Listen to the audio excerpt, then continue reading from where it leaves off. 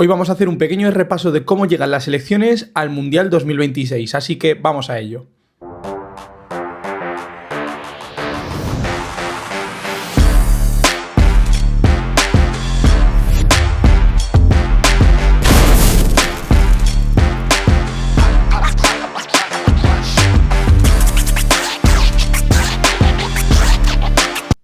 Bueno, con motivo de que ya se ha acabado este parón de selecciones, el último parón antes de llegar a lo que sería el Mundial de Estados Unidos, México y Canadá, pues bueno, las grandes selecciones han jugado sus partidos. Todo hay que decir que de las 5 grandes ligas, que también estoy aquí un poco para anunciar que en el Mundial haremos un seguimiento de todo el Mundial, obviamente, pero las selecciones que más pendientes vamos a estar en este canal son de las 5 grandes ligas, los que nos competen a nosotros, ya sabéis, somos la volea y en este caso lo que tenemos son, de lo que informamos son de las 5 grandes ligas. Bueno, pues en el Mundial vamos a hacer un poco lo mismo de las 5 grandes selecciones.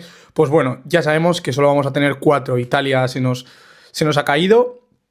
Entonces, bueno, sí que voy a hacer un pequeño repaso de Italia, pero además ayer por la mañana tuvisteis un vídeo sobre Italia, ¿no? En este caso. También estoy grabando esto lo estoy grabando miércoles, lo vais a ver jueves, porque estoy dejando contenido preparado para esta Semana Santa también, para que no haya ningún día que no haya contenido.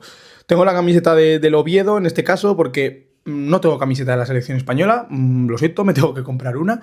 Y entonces, bueno, supongo que me compraré alguna camiseta de este Mundial, ¿no?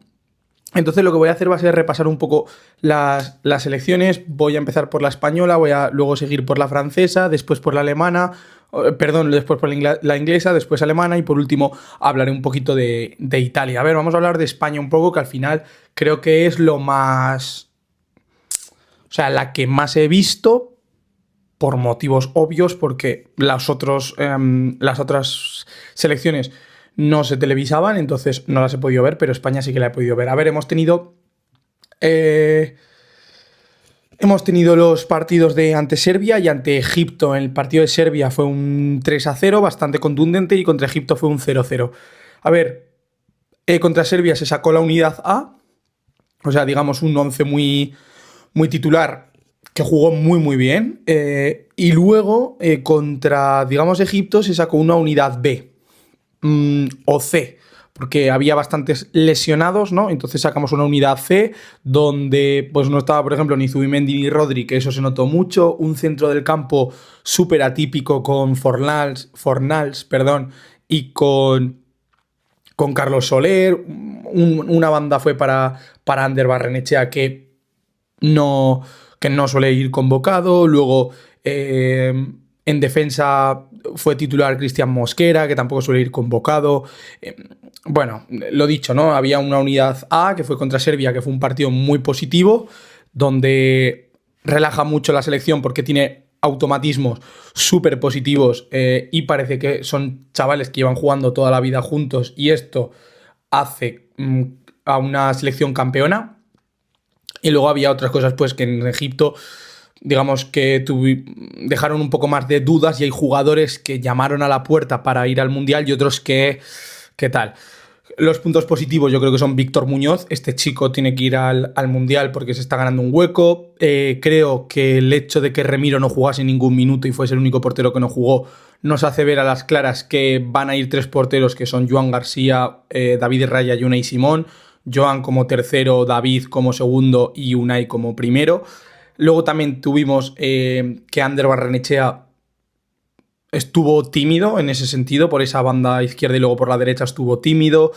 Ferran Torres no está siendo un punto positivo. Dani Olmo no termina de arrancar tampoco, pero bueno, son 2 jugadores que van a acabar yendo al Mundial porque te han dado mucho rendimiento a la selección y porque son grandes jugadores.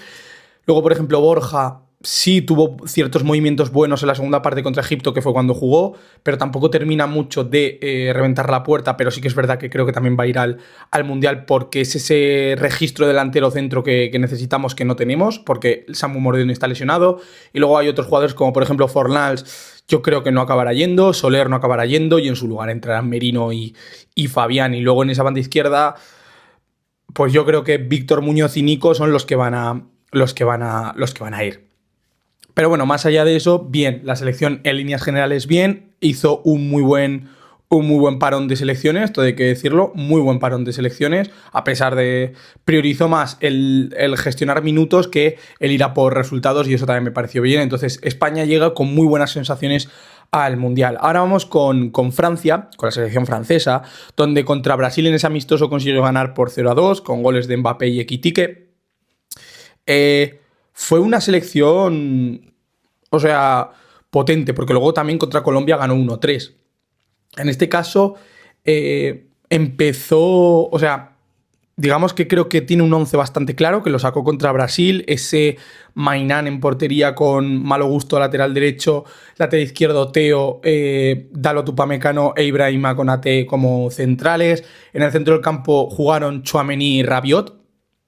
Y luego por la derecha Dembélé, por la izquierda Ekitike, enganchando como media punta Michael Olise, y arriba Kylian Mbappé, o una 4-4-2. Esto depende de cómo lo queráis ver. En Francia arriba tiene muchísima dinamita, pero muchísima dinamita. Y luego en contra Colombia, que ganaron 1-3 también, quiso dar recambio y sacó un segundo, vamos, una unidad B brutal, o sea, brutal. Tiene jugadores como Lucas Digne en el lateral izquierdo, que jugó en este caso más, perdón, de lateral derecho. Lacroix, por ejemplo, de central, hizo un debut espectacular, por lo que han dicho en Francia, espectacular, que debió tirar la puerta abajo. Lucas Hernández en la izquierda. Es que luego tienes, por ejemplo, a Zaïre Emery y N'Golo Kanté en el centro del campo. Ryan Cherki, que es suplente, acelera absolutamente todas las jugadas. A Kliouche, en este caso, también es un jugador súper vertical, que es un jugador poderosísimo. Marcus Thuram, Desiré Doué, N'Golo Kanté, o sea, tú vas nombre por nombre, y Francia tiene una selección brutal, las de Didier Deschamps, que como digo, ganaron a Brasil 1-2. Una Brasil que no estuvo bien, y luego una Colombia que es una de las selecciones revelación, y la verdad es que le ganaron con la unidad B de una forma bastante cómoda. Entonces Francia sí que da bastante miedo y viene también con muy buenas sensaciones al Mundial. Lo dicho, saben también muy bien a lo que juegan, llevan ya muchos años con Didier Deschamps como seleccionador. Son una selección que en defensa son súper rocosos, tienen normalmente un centro del campo con dos tíos que suelen ser más de contención que más elaboradores. Solo hay que ver los perfiles, que son Rabiot, Tchouaméni, N'Golo Kanté y Zaïre Emery. Estos cuatro tíos técnicamente y en cuanto al balón con los pies no son los mejores, pero son tíos que dos de ellos son muy box to box, que son muy llegadores, y sobre todo también que tienen mucho recorrido, como son Zaïre Emery y Rabiot.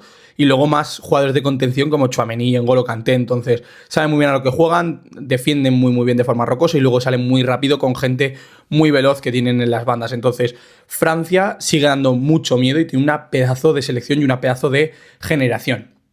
Luego nos vamos a Inglaterra, donde el seleccionador llevó 36 jugadores, si no estoy mal informado, y tuvieron partidos contra Uruguay y contra Japón. Contra Uruguay empataron 1-1 y contra Japón perdieron 0-1. Creo que es una de las selecciones que más, ¿cómo decirlo?, que más dudas me genera.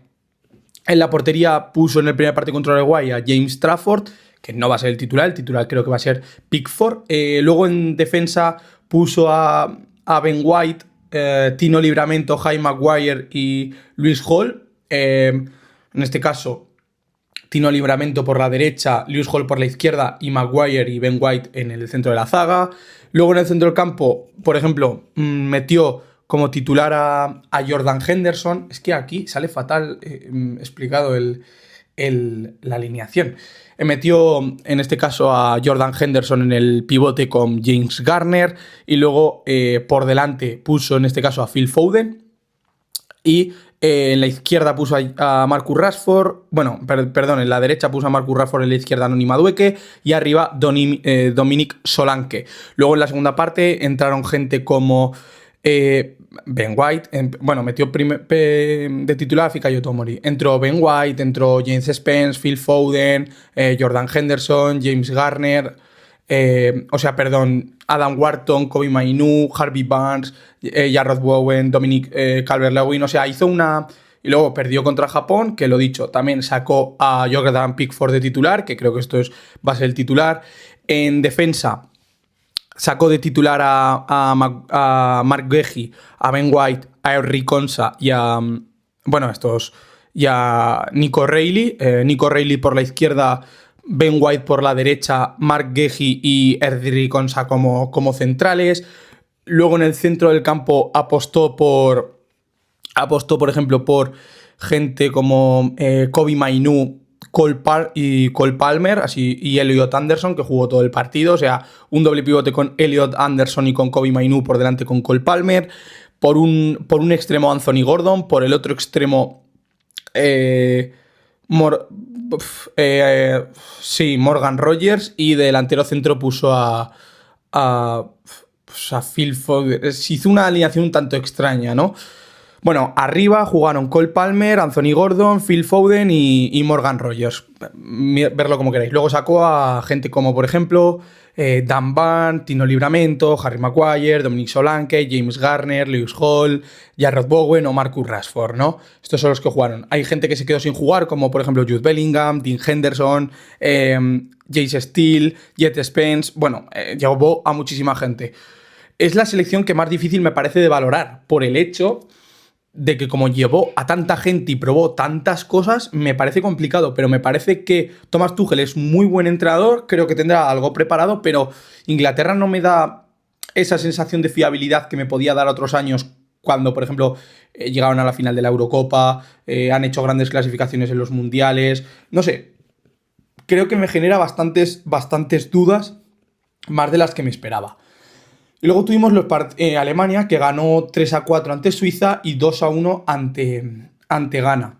A ver, en este caso creo que aquí sí que hay una duda, y es la portería. Puso a Oliver Baumann en el primer partido contra Suiza, que ganaron. Lateral derecho Joshua Kimmich, lateral izquierdo David Raum. De centrales puso a Nico Schlotterbeck y Jonathan Tah. En el centro del campo con Leon Goretzka y Angelo Stiller. Un poquito por delante Florian Wirtz, por una banda Leroy Sané, por la otra Gnabry, y delantero centro a Kai Havertz. Podría ser esto un poco el 11 titular que podría sacar Alemania. Ya os digo, porque luego en el siguiente partido, por ejemplo, puso a Nubel de portero, que podría ser también un portero, pero no creo que sea él. Puso, por ejemplo, luego en el lateral izquierdo a Nathaniel Brown, de central puso Jonathan Tah, yo creo que igual puede caerse por Antonio Rüdiger. Creo que Nico Schlotterbeck y Joshua Kimmich en la defensa son intocables. Luego puso, por ejemplo, a Bagnoman en el centro del campo. También a Chris Führich. Entró también luego, por ejemplo, Pascal Gross en el centro del campo. Cuando salió Lennart Kahl, por cierto, en el segundo partido lo hizo muy bien. Luego también puso a Nick Wolte-Madet, sacó a Denis Undav. Pero sí que es verdad que la crítica que le he visto a Julian Nagelsmann, que está muriendo un poco con las vacas sagradas o viejas glorias. Que dice que, por ejemplo, jugadores como Leon Goretzka, que jugadores como Kai Havertz, Serge Gnabry, Leroy Sané deberían descansar o no deberían ser titulares, y deberían ser otro tipo de jugadores, como por ejemplo la delantera Denis Undav, que es el delantero más en forma de toda Alemania. También, por ejemplo, en defensa lo mismo decían con Jonathan Tah, aunque veremos qué acaba pasando en el Mundial. Lo mismo, por ejemplo, decían que también tenía que jugar Lennart Kahl, que tenía que jugar más minutos, que lo podías escorar a una banda y dejar fuera a Gnabry o a Leroy Sané. Gnabry, que en el Bayern Múnich, bueno, está jugando bien, pero no es titular indiscutible, y Leroy Sané está en el Galatasaray y se nota que no tiene ese ritmo de competición tan alto. Entonces es un poco lo que le decían. No me preocupa mucho Alemania porque hay ciertos jugadores que creo que no están encajando con Julian Nagelsmann, y eso es preocupante. Eso es preocupante. A pesar de que en la Eurocopa lo hicieron bien, al final, por ejemplo, cayeron contra España. y en cuanto a nivel individual tenían muchos mejores jugadores, ¿no? que España, pero a veces hay que saber encajar las piezas y creo que a Alemania le está costando un poco. Y luego, por último, Italia, pues es que ya os he hecho un vídeo, perdió contra Irlanda del Norte, ganó contra Irlanda del Norte, perdón, 2-0, donde Gattuso seguía con esa línea de 3 centrales, con 3 centrocampistas en el centro campo y con una doble punta. Hizo lo mismo contra Bosnia-Herzegovina, pero sí que es verdad que, bueno, pues con esa expulsión de Bastoni, pues se le fue un poco todo al garete. Así que, bueno, veremos a España, Francia, Inglaterra y Alemania en el Mundial. Veremos qué tal les va. En este caso personal, esperemos que a España le vaya muy bien y que ganemos el Mundial. Pero creo que de las 4 selecciones, creo que las que mejor sensación dan son España y Francia, y las que peor sensación dan son Alemania e Inglaterra. La que más dudas me está dejando posiblemente sea Alemania. La que más certezas me haya dado es España y Francia a la par en este sentido. Y la que más dudas me genera en el sentido de que no sé qué va a ser es la Inglaterra de Thomas Tuchel.